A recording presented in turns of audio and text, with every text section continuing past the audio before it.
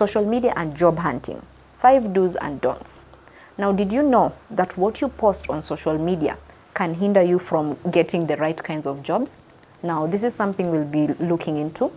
Now, with how things are changing with technology and everything else, having a strong online presence plays a huge part. And a lot of people usually feel as though social media is just meant for personal use, not even for professional use, which is the complete wrong approach. And we're going to look into this in various ways. Optimizing your LinkedIn, that's number one. Now, LinkedIn is usually essential, though a lot of candidates tend to overlook it, because from the engagements we have with candidates and other people from different professions, they usually like, is LinkedIn even essential? Do people even get hired via LinkedIn? They do. And with recruiters, they usually do headhunting via LinkedIn. This is where they get all their candidates from LinkedIn. So if your LinkedIn is not well structured, there is no one who will contact you. Because most of the time, if they found you are a good fit, they'll just inbox you, giving you even the job description. So when they give you the job description, they also even inform you to share your CV as well. So if your LinkedIn was not well structured, it won't even get to that point. So you have to set you already have to give them that impression that this is someone who is professional. This is someone who is bringing on board a lot of things that a lot of recruiters are looking into.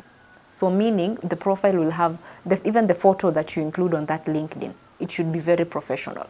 It should be in an office setting. You should be dressed in an official wear, but it should be very professional. Don't pose as though you're in a photo shoot, or maybe you are outdoors, maybe you're doing something for fun. No. Because that will reflect poorly on your professional presence. So the photo has to be professional. Keywords also have to be incorporated, keywords relevant to your profession. Because if you're talking about you've done customer service, also talk about the bits to do with CRM. Are you an expert or not? Don't just say, I use CRM systems. But then again, what of CRM? Why should I select you based on the keywords that you've provided there? So even the headline also has to be catchy as well. Skills also have to be in sync also with what these recruiters are looking for, with what you've done profession-wise as well. Even the about section, I see a lot of people including about sections that are very brief, that don't even showcase what they're bringing on board. And LinkedIn has a lot of users and a lot of recruiters also, especially from international context. So you can easily get a job with a very competitive salary. But if it's not well structured, there's no way they'll headhunt you, there's no way they'll select you. And LinkedIn will expose you to various professionals, especially the international ones, the remote ones. LinkedIn it has to be your go-to platform. So that's number one, leveraging on LinkedIn. Number two, when it comes to social media, don't overshare your personal information.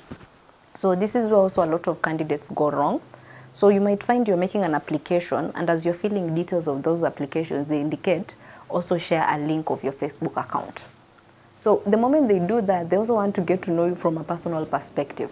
So if you post depressing content on Facebook, they'll know this is someone who's depressed. This is someone who's not cut out in the workplace.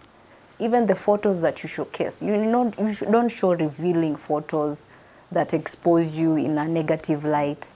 Yeah, so it should be professional. Yes, it's a personal account, but at the end of the day, you never know where an opportunity will strike you. So Facebook accounts also have to be professional. If it's Twitter, if it's Instagram, make sure it's professional, because there are things that they look for aside from the professional angle. They also look into the personal side of you as well. So that one also you have to put in mind. Don't overshare personal information. They don't need to know everything about you.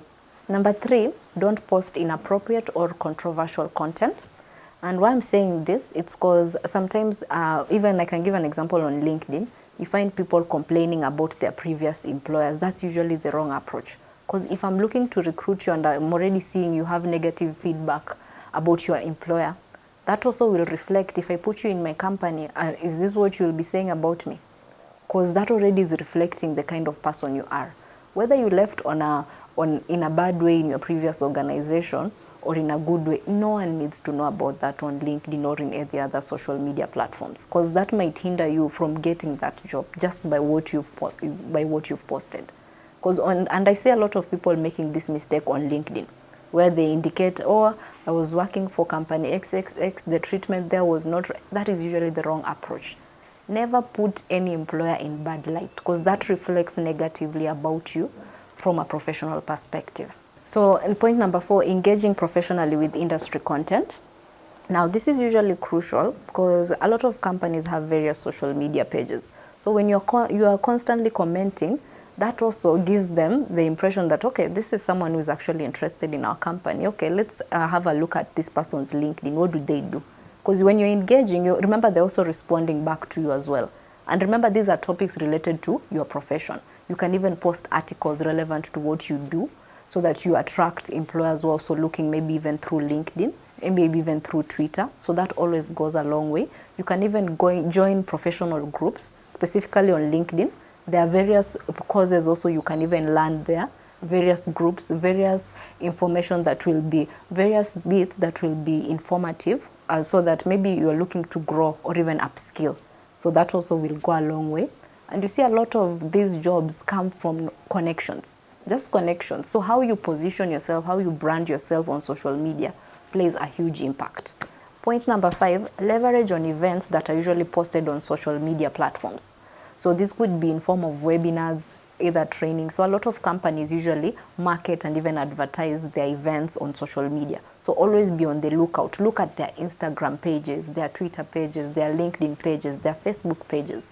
You get to, because with these events, you also get informed of where you're falling in short in terms of skills, in terms of roles. Because also adverts indicate you also have to be good in a specific skill set, in a specific training. So these events also will go a long way also. You can even look up our company as well, because we also usually hold monthly events. So to conclude, your social media, So to conclude, your social media presence is a reflection of both your professional and your personal background. So if used in the right way and in the strategic way, you'll find yourself getting connections from everywhere.